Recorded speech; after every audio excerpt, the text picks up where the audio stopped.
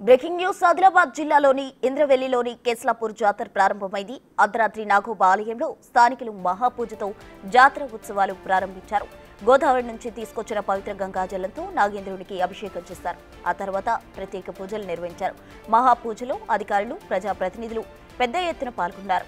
మెస్రం వంశ కోడళ్లను దేవునికి పరిచయం చేసే కార్యక్రమం మీటింగ్ ఇవాళ జరుగుతుంది.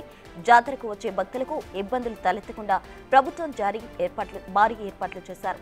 పోలీసు బందోబస్తు కూడా భారీగా చేసింది ప్రభుత్వం. మరిన్ని వివరాలు మా ప్రతినిధి సాయన్న అందిస్తారు.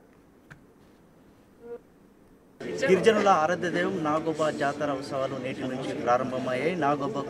నాగోబాకు ప్రత్యేక పూజల అభిషేకాలను నిర్వహించిన తర్వాత జాతర ప్రారంభమైంది. సో జాతరకు వివిధ రాష్ట్రాల నుంచి పెద్ద ఎత్తున కూడా భక్తులు తరలి వస్తున్నారు. సో భక్తులకు ఎలాంటి ఇబ్బంది తలెత్తకుండా కూడా ఏర్పాట్లు పూర్తి. మనతో మాట్లాడడానికి కలెక్టర్ గారు ఉన్నారు. చెప్పండి, జాతర ప్రారంభమైంది, భక్తులకు ఎట్లాంటి ఏర్పాట్లు?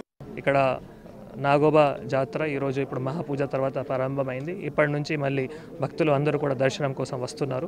ఆల్రెడీ భక్తులు రావడం కూడా స్టార్ట్ అయింది. వారికి సంబంధించిన అన్ని ఏర్పాట్లు బేసికల్గా ఉండడానికి కానీ, డ్రింకింగ్ వాటర్ కానీ, మెడికల్ హెల్త్ ఫెసిలిటీస్ కానీ, లాస్ట్ అండ్ ఫౌండ్ కానీ, పోలీస్ బందోబస్తు కానీ అన్ని ఏర్పాట్లు కూడా అందరూ అధికారులు కూడా షిఫ్ట్ వైజ్ డ్యూటీలో అందరూ ఉన్నారు. సో చాలా మంచిగా ఏర్పాట్లు కూడా చేయడం జరిగింది. ఎక్కడైనా భక్తులకి ఏమైనా చిన్న ఇష్యూ లేకుండా వారు ప్రశాంతంగా వచ్చి దర్శనం కూడా చేయాలి. వారి భక్తులు అందరికీ కూడా కోరుతున్నాము. సో ఎట్లాంటి సదుపాయాలు కావచ్చు, దర్బార్కి సంబంధించిన ఏర్పాటు ఎట్లా జరుగుతుంది?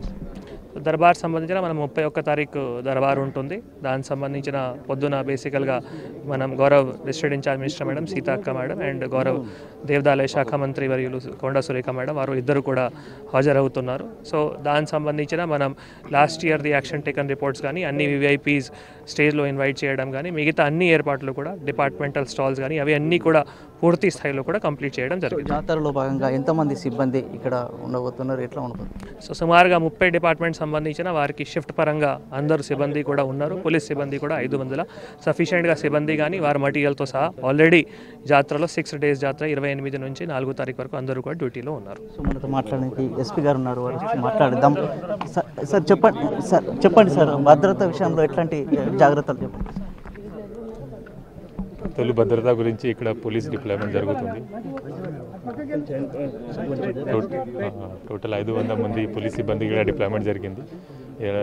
స్పెషల్ పోలీస్ క్యాంప్ కూడా ఏర్పాటు జరిగింది. టోటల్ 3 షిఫ్ట్లో మన పోలీస్ సిబ్బంది 24 hours ఇక్కడ డ్యూటీ చేస్తున్నారు.